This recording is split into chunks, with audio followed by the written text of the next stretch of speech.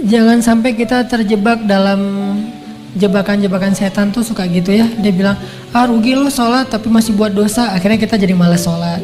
Padahal sholat itu cara kita untuk ninggalin dosa. Inna sholata tanhal fahsya'i wal munkar. Itu sifat dari sholat itu mencegah kita dari dosa. Udah Ustaz tapi gak tercegah. Lihat minimal ada rasa feeling guilty kan.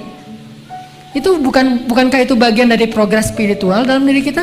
Dulu kita kan nggak feeling guilty berbuat dosa. Sejak kita mulai sholat, berbuat dosa mulai feeling guilty kan, walaupun nggak langsung bisa meninggalkan. Itu udah progres loh. Dan itu udah terbukti bahwa sholat itu benar-benar tanha al fahsya'i wal munkar.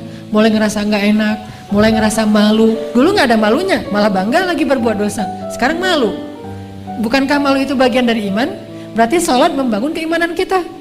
Merasa nggak enak sama Allah, bukankah muraqabah itu bagian dari iman, merasa dipantau oleh Allah, mulai merasa setelah itu nyesel. Dulu nggak ada nyesalnya, habis buat dosa biasa aja malah bangga, malah cerita-cerita. Sekarang malah nyesel, masih buat dosa sih, tapi setidaknya udah nyesel. Maka terusin sholatnya, perbaiki sholatnya, Allah akan perbaiki diri kita dari dosa. Jadi fokus kita perbaiki sholatnya. Oh mungkin sholat kita masih kurang tepat waktu. Oh mungkin sholat kita masih belum di masjid. Oh mungkin sholat kita belum di shaf pertama. Oh mungkin sholat kita belum banyak tambahin dengan gimmick sunnah-sunnahnya. Oh mungkin sholat kita belum banyak ditutup dengan istighfar setelah sholatnya, doa dan seterusnya. Perbaiki sholat kita, Allah akan perbaiki hidup kita.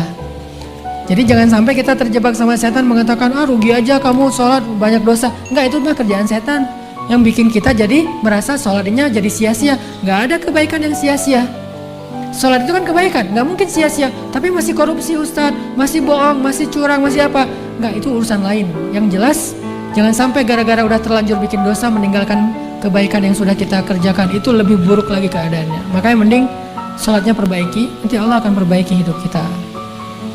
Ini persepsi yang harus kita bangun ya. Jangan sampai terkesannya, nggak usahlah menghijabi kepala daripada kita udah berhijab tapi masih suka ngomongin orang. Mending kita menghijabi hati.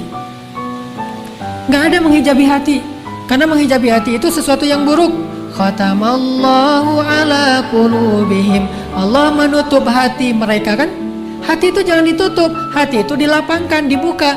Alam nashrah laka sadrak. Jadi yang benar menutup kepala, membuka hati, bukan menutup hati, membuka kepala. Kebalik. Menutup hati, membuka kepala. Summum bukmun umyun. Bahaya tuh. Khatamallahu ala qulubihim. Bahaya tuh kalau menutup hati. Tapi kalau menutup kepala, membuka hati, memang harusnya kayak gitu. Jadi bukan sebaliknya, menutup hati, membuka kepala. Ini persepsi umum yang disebut dengan syubhat. Pemahaman-pemahaman yang keliru di antara umat Islam, yang mudah-mudahan bertahap kita perbaiki. Termasuk tadi, sia-sia sholatnya masih bikin dosa. Enggak, justru dengan sholat dia bikin dosanya udah mulai merasa bersalah, udah mulai merasa malu, udah mulai merasa menyesal setelahnya, udah mulai mengurangi sedikit-sedikit walaupun belum bisa maksimal. Setidaknya seperti itu.